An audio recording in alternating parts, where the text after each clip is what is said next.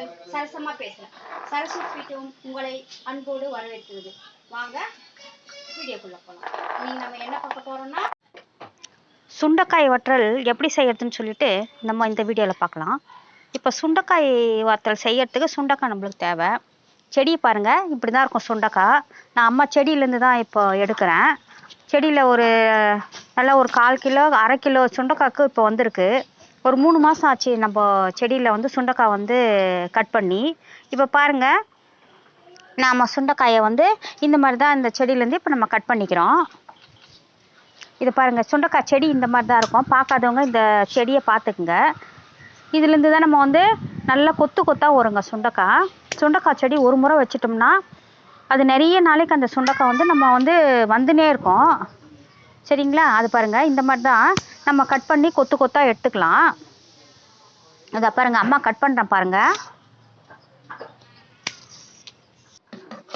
ஒரு கத்திரி வச்சு இதை இந்த மாதிரி தான் கொத்து கொத்தாக இந்த சுண்டைக்காய் இருக்கும். நல்லா குண்டு குண்டாக சுண்டைக்காய் வத்தல் கடையிலெல்லாம் வாங்குறீங்க இல்லைங்களா, அந்த சுண்டைக்காய் தான். இது பாருங்கள், இந்த மாதிரி தான் இருக்கும். நல்லா கொத்தாக ஒரு கொத்துலேயே வந்து 10-15 சுண்டைக்காய்க்கு அப்படி வரும். நல்லா கொத்து கொத்து சுண்டைக்காய்ங்க, 10-15 சுண்டைக்காய்க்கு வரும். நல்லா கொத்து கொத்தாக இருக்கும் சுண்டைக்காய். இது பாருங்கள், இதுதான் சுண்டைக்காய் செடி. இது பார்க்காதவங்க பார்த்துக்குங்க. இலையெல்லாம் பெரிய பெரிய இலையாக இருக்கும். இது வந்து மாதுளம் பக்கத்துலேயே மாதுளம் பழம் வச்சுருக்கோம் இல்லைங்களா, அந்த மாதுளம் பழம் இது. இப்போ இந்த மாதிரி சரி அடுத்து பார்க்கலாம். நம்ம சுண்டைக்காவை இந்த மாதிரி தனித்தனியாக கட் பண்ணிக்கணுங்க. கட் பண்ணி நல்லா கழுவிக்கணும். பாருங்கள், எல்லா சுண்டைக்காய் நான் சொன்னேன் இல்லைங்க, 1/2 கிலோ 3/4 கிலோ சுண்டைக்காய்க்கு வந்திருக்குது. இப்போ இந்த மாதிரி உப்பு போட்டால் தண்ணி எடுத்துக்குங்க. உப்பு போட்டால் தண்ணி எடுத்துக்குங்க. இந்த உப்பு போட்ட தண்ணியில் சுண்டைக்காயை இதில் தான் போடணும். சரிங்களா? ஏன் கேட்டிங்கன்னா சுண்டைக்காய் கருத்துடும். அதனால் இந்த தண்ணியில் இங்கே பாருங்கள், இந்த மாதிரி கீறிட்டு இதில் போட்டுடுங்க. இந்த மாதிரி கத்தியில் கீறிட்டு, ஏன்னா அது உள்ளே வந்து நம்ம மோர் இதெல்லாம் நம்ம போடுவோம் இல்லைங்களா, உப்பு மோரெல்லாம் அது உள்ளே சேரத்துக்காக நம்ம பார்ப்போம். பாருங்கள், ஆவின் தயிர் தான் எடுத்துருக்கேன் நான். ஆவின் தயிர் எடுத்துக்கிட்டு அதில் ஆவின் தயிர் வந்து நான் வந்து 1/2 லிட்டர் ஆவின் தயிர் போடுறேன். ஏன்னா நம்ம வீட்டில் செய்கிறது ரொம்ப டேஸ்ட்டாக இருக்கும். அது உள்ளே ஊறுறதுக்காக தான் சுண்டைக்காவை கீறி விடுன்னு சொல்கிறோம், உப்பும் சுண்டைக்காவும். சரிங்களா? இப்போ பாருங்கள், நம்ம கீறி விட்ட சுண்டைக்காய் எல்லாமே இந்த தயிரில் போட்டுடலாம். நம்ம 1/2 லிட்டர் தயிர் எடுத்திருக்கேன். ஏன்னா அது 3/4 கிலோவுக்கு இருக்கும் சுண்டைக்காய். அதனால் வந்து நம்ம வந்து 1/2 லிட்டர் எடுத்திருக்கேன்.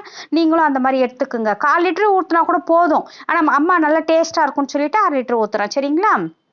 இப்போ பார்த்துக்குங்க, இந்த மாதிரி உப்பு போட்டுக்குங்க.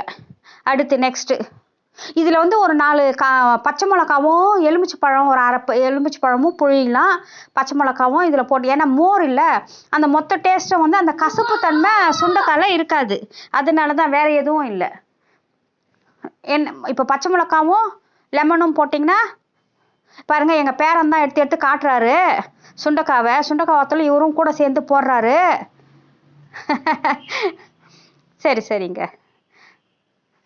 எங்கள் பாப்பாவை தான். சரிங்க, உப்பு பாருங்கள், உப்பு போட்டுக்கலாம். நம்ம உப்பு போட்டுக்கின்னு உப்பு போட்டு கிளறிக்கலாம். இந்த மாதிரி தயிர் எதுவுமே போடல பாருங்கள், அம்மா தயிர் போட்டிருக்கேன், அப்புறமா வந்து உப்பு போட்டிருக்கேன். உப்பு போட்டு இதை கலந்துக்கணும் நம்ம, அவ்வளோதான். கலந்துன்னு எலுமிச்சை பழம் இருந்தால் எலுமிச்சை பழம் புழிஞ்சிக்குங்க. ஏன் கேட்டிங்கன்னா சுண்டைக்காய் வந்து ஆல்ரெடி சிறுங்கசப்பாக தான் இருக்கும் நம்மளுக்கு. ஆனால் அந்த சிறுங்கசப்பு வந்து நம்மளுக்கு வராது இருக்கிறதுக்காக தான் நம்ம வந்து மோரும் ஒரு 1/2 எலுமிச்சை பழம் 4 பச்சை மிளகா அப்படி போட்டுக்குங்க. போட்டால் ரொம்ப டேஸ்ட்டாக இருக்கும். மோர் மிளகாவும் இதே ப்ராசஸ் தான், புரியுதுங்களா?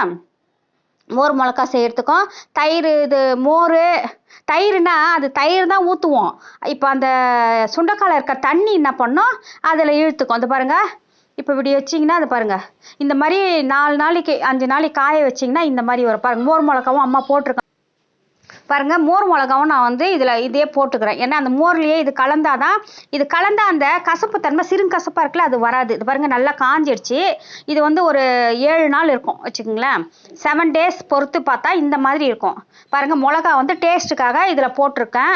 இதுவும் காஞ்சிடுச்சுன்னா மோர் மிளகாவாக நம்ம யூஸ் பண்ணிக்கலாம். நம்ம இப்போ வந்து சுண்டைக்காய்க்கு இதெல்லாம் போட்டால் தான் நம்மளுக்கு வந்து அது கசப்பு இல்லாத இருக்கும். அது பாருங்கள், நம்ம வறுத்தோம்னா இந்த மாதிரி இருக்கும். வறுத்தோம்னா இருங்க காட்டுறேன். வறுத்தோம்னா அது பாருங்கள், சுண்டைக்காய் நம்ம வறுத்துட்டேன். இது வந்து முடிஞ்சிடுச்சு இது. அதனால் இது நான் ஒரு 15 நாள் வச்சேன். அது நல்லா சுண்டைக்காயிடுச்சு. வெயிலில் காய வச்சு டெய்லி எடுத்துக்கணும். 15 நாள் நான் காய வச்சாவே போதும் நம்மளுக்கு. அப்போ இந்த மோர் மிளகா இன்னும் காயணும் கொஞ்சம், ஏன்னா மோர் மிளகா அந்த மோர்லேயே இருந்தது, அதனால தான். சுண்டைக்காய் ரெடி ஆயிடுச்சு. நிறைய பேர் அம்மா வீடியோவை சப்ஸ்கிரைப் பண்ணாம பாக்குறீங்க. நீங்க வந்து சப்ஸ்கிரைப் பண்ணாம பார்த்தா எனக்கு வந்து நிறைய வியூஸ் வருது, ஆனா வந்து சப்ஸ்கிரைப் பண்ண மாட்டீங்க. நீங்க தயவு செய்து சப்ஸ்கிரைப் பண்ணீங்கன்னா தான் இந்த சேனலுக்கு, சரசு யூடியூப் சேனலுக்கு சப்போர்ட்டா இருங்க. அதுதான் நான் அம்மா வந்து வேண்டி கேட்டுக்கிறேன். இந்த மீண்டும் சந்திக்கும் வரை உங்களிடம் விடைபெறுவது உங்கள் சரசம்மா. நன்றி.